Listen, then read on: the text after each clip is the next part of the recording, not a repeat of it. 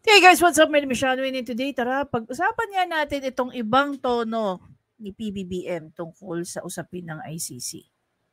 Okay? 9 months ago, ito po ang sinasabi ni PBBM. Panoorin natin. My position hasn't changed, and I have stated it often, even before I took office as president, that there are many questions about their jurisdiction and the what we in the Philippines regard as an intrusion into our internal matters and a uh, a threat to our sovereignty. So, no, I do not see what their jurisdiction is. I feel that we have in our uh, police and in our judiciary a good system. We do not need assistance from any outside entity. The Philippines is a sovereign nation, and we are not colonies anymore of these former imperialists. So that is not something that we consider to be uh, a legitimate judgment. So uh, until those questions of jurisdiction and the effects on the sovereignty of the republic are sufficiently answered, I cannot cooperate with them. Guys, that was like 9 months ago. Okay? Prior dito sa interview ni PBBM, balikan natin muna yung statement ni VP Sara. Okay? Sabi niya nga dito, in light of a sudden and unannounced joint meeting being convened in the House of Representatives regarding the International Criminal Court's ICC jurisdiction over our country, I respectfully remind our honorable lawmakers of the very words that our President, His Excellency Ferdinand Marcos Jr. reiterated less than half a year ago. So I think she was referring dito sa interview. Okay? And even before that. Any probe conducted by the ICC would be an intrusion in our internal matters and a threat to our sovereignty. We are done talking with the ICC like what we have been saying from the beginning. We will not cooperate with them in any way, shape, or form. Given this clear standpoint, we urge the House to respect the position of the President, who is the chief architect of our foreign policy. The President has likewise affirmed that his opinion is based on the fact that the ICC ceased to have jurisdiction over the Philippines upon the effectivity of our withdrawal from the Rome Statute on March 17, 2019, to allow ICC prosecutors to investigate alleged crimes that are now under the exclusive jurisdiction of our prosecutors, and the courts is not only patently unconstitutional but effectively belittles and degrades our legal institution. Huwag nating insultuhin at bigyan ng kahiyan ng mga hukuman sa pamamagitan ng pagpapakita sa mundo na tayo ay naniniwala sa mga dayuhan lang ang tanging may abilidad na magbigay ng katarungan at hustisya sa ating sariling bansa. Alam niyo guys, during the 2021-2022 campaign season, napag-uusapan na po ito. And time again, we've been always telling everybody na, ang ICC po ano ba ang pinaka-jurisdiction sa atin? Like say for example, we're still with them. No? Na actually, nag-react na dito si Attorney Libayan at saka si Attorney Claire. Hindi ko pa po napapanood. But gaya nga ng nasasabi doon sa ng Rome Statute, complementary lang sila. Kumbaga, papasok lang ang ICC. Kung halimbawa man tayo ay parte pa ng ICC or may jurisdiction ng ICC over sa atin, kailangan, no, isa sa mga requirements nila na sinasabi is kung tayo kung tayo wala tayong what do you call that? May term dun hindi working ang ating judiciary or ang ating justice system. Ang tanong, dahil naka-bail ngayon si Laila de Lima, masasabi ba niya na ang justice system natin ay hindi nagwo-work? Yung pagkaka-acquit kay Maria Ressa sa kanyang tax case, hindi ba gumagana ang justice system? Syempre, since favorable sa kanila, sasabihin nila na gumagana ang justice system. 'Di ba? And lately, marami pong mga nakasuhan, nakulong at nasentensyahan na related sa drug war. Masasabi mo ba na ang justice system ng Pilipinas ay hindi gumagana? O ito lang yung paraan nila para balikan o resbakan si PRRD at saka si VP Sara? Dahil wala nga silang magawa. Hindi nga nila maano, di ba?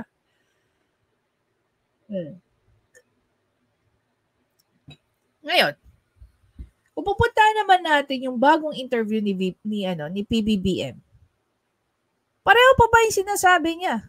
And even dito sa sinasabing statement niya ni VP Sara. Sinabi pa nga niya rito, any probe conducted by the ICC would be an intrusion into our internal matters and a threat to our sovereignty. We are done talking with the ICC like what we have been saying from the beginning. We will not cooperate with them in any way, shape, or form. Ito pa rin ba ang sinasabi ni PBBM dito?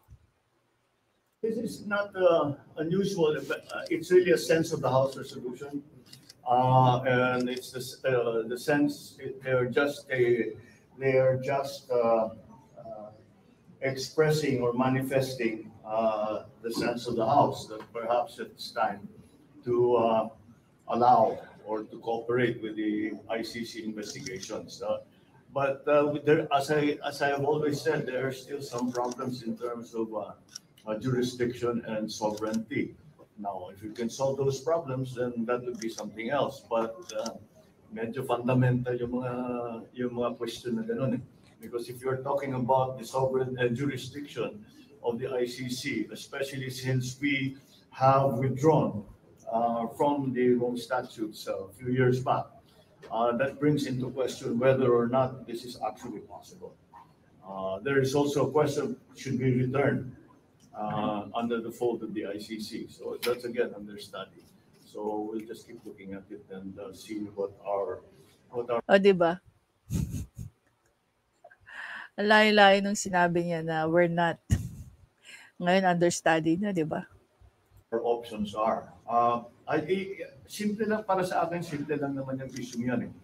Hindi naman siguro tama na ang mga tigalabas, mga dayuhan, ang magsasabi sa atin kung sino iimbestigahan ng pulis natin. Kung yan yung paniniwala ni PBBM, bakit niya ini-entertain yung part na understudy?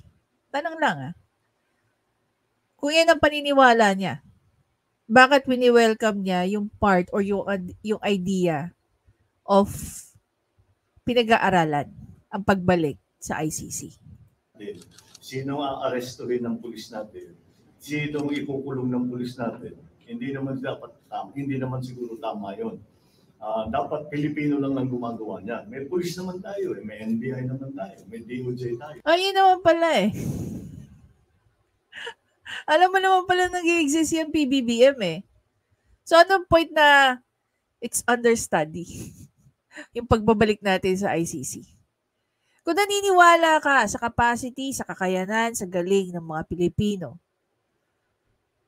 bakit mo iniisip o bakit nyo ini-entertain? No? Yung idea ng pagbabalik sa ICC. What is the point? Kaya nila yung trabaho yan. And that's really where the conflict is. Wow.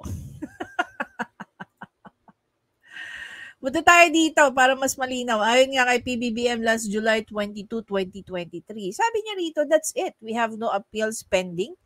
We have no more actions being taken. So I suppose that that puts an end to our dealing with the ICC.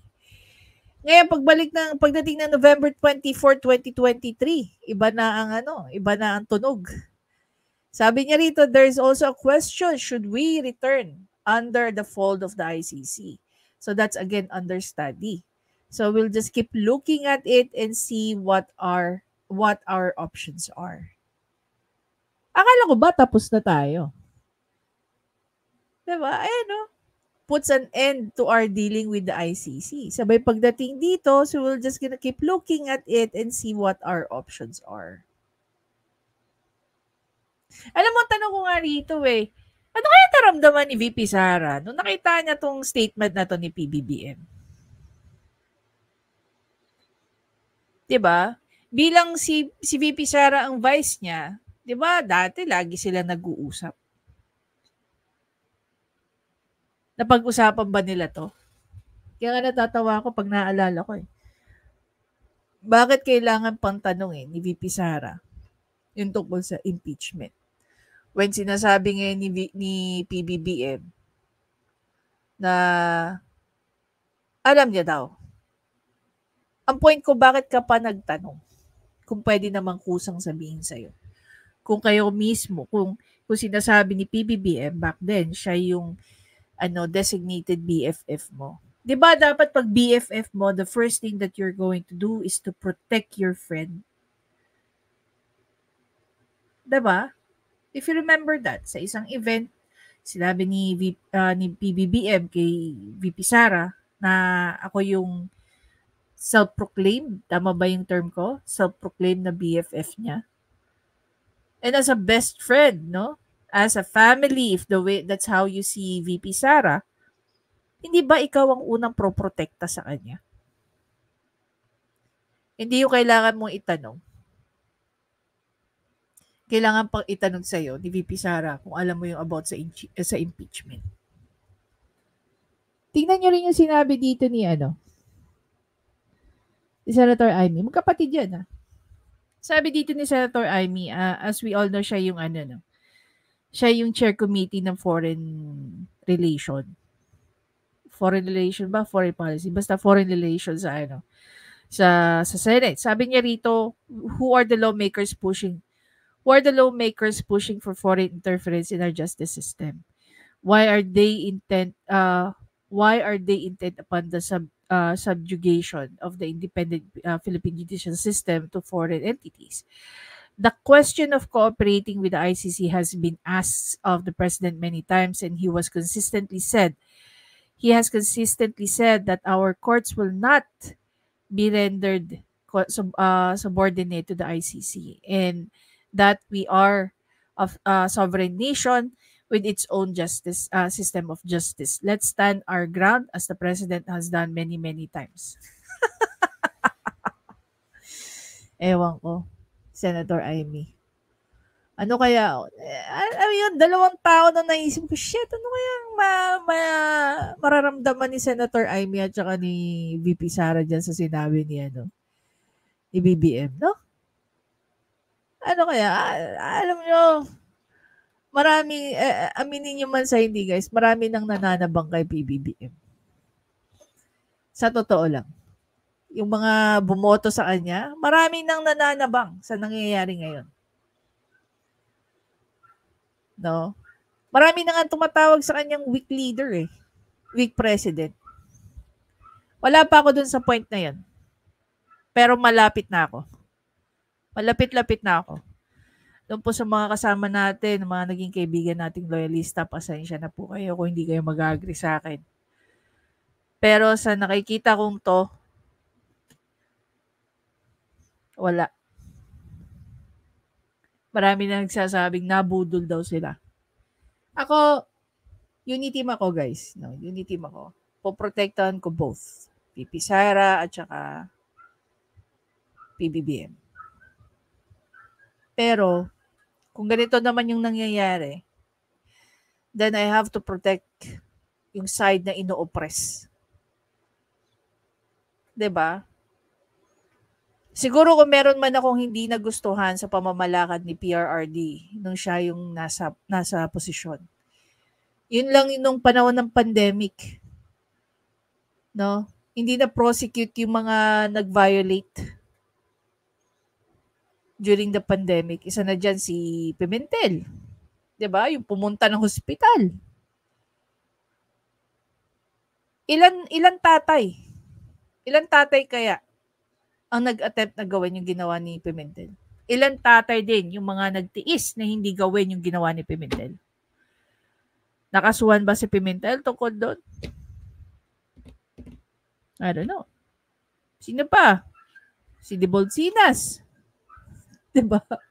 Actually, siguro sa lahat ng sa mga Tulfo, doon ako sumaludo sa kanila kasi hindi nila tinantanan si Debolsinas eh. Nakasuhan ba si Debolsinas? Hindi.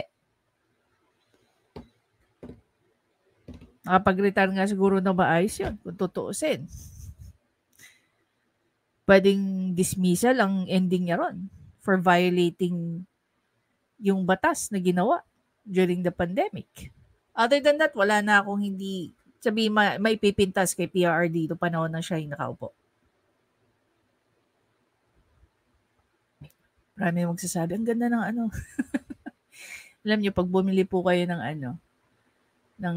iced tea sa Army Navy, ito yung ibibigay sa inyo. Ayan o, Army Navy. Boom. Anyway. Naisip ko tuloy, grabe no, yung pinaghirapan na pagsamahin ni Senator Amy Marcos noong panahon ng eleksyon. Wala pang 2 taon masisira na agad. Another question. Ito kayang statement ni PBBM ang pwedeng makasira between him and VP Sara. 'Di ba? Para magkaroon ka ng idea na ipasok magkaroon ka ng opportunity or bigyan mong opportunity na pag-aralan na bumalik sa ICC when in fact nung panahon ng eleksyon, nung panahon na umupo ka, then wala pang 2 taon, iba na yung ng tono ng boses mo pagdating sa ICC. Kaya tuloy sabi ng mga supporter ni PBBM, ginagawa lang nila ito para balikan ang mga Duterte. Naniniwala ba kayo doon? Nag-agree ba kayo doon? Na nagiging sunod-sunuran na raw si PBBM sa kanyang mga kapartido, sa kanyang mga kamag-anak. Hindi naman yung mga yan na naglagay kay PBBM eh. Diba? Kung nasaan man siya ngayon. Hindi po sila. Ang taong bayan. So basically, meron din power ang taong bayan na gumawa ng aksyon para protektahan lang ang mga Duterte.